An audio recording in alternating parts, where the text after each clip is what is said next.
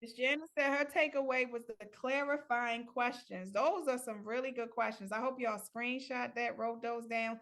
If you add them to your consultations, if you add them in your personal conversations, if you're in a relationship, in a relationship, and you have to question your spouse or your significant other, start using that. Was that the best course of action at the time? What made you decide to do that? Instead of be like, you big dummy, like why would you do that? But what made you decide to do that? That just sounds so much more pleasant and confrontational. What made you do that? Or what made you decide to do that? Or have you thought about your next step? I love, have you thought about your next step? Especially in with buyers or sellers, say a contract falls through. That's a great question. Have you thought about your next step? Like, what do we do now? And they could be like, I don't even want to look for no more houses. I'm gonna sign my lease. That's a great question to find out what someone's next step is.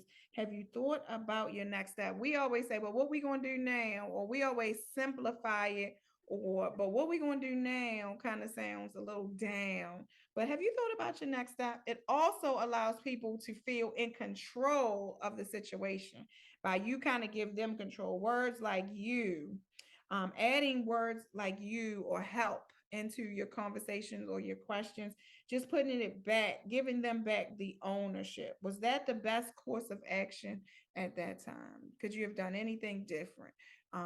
Is really a way to give back the conversation and let the other person feel more in control. So thank you again, Brenda. How y'all doing? Good. Hello.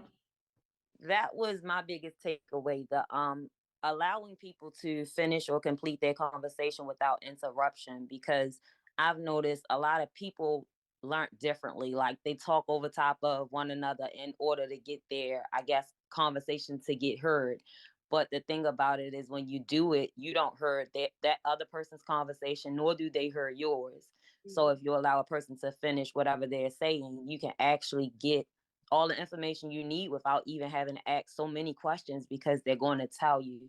So that is my big takeaway. Yes, ma'am. This list, when I tell you people that one question, what have you done so far in this process? If you use that question as your first question during a consultation, you get the whole story. I mean, you get the good, the bad, and the ugly, and you have a better understanding of how you need to move forward before you even took the first step. So I love that question as a first question, and I love just sitting back and listening and letting them talk.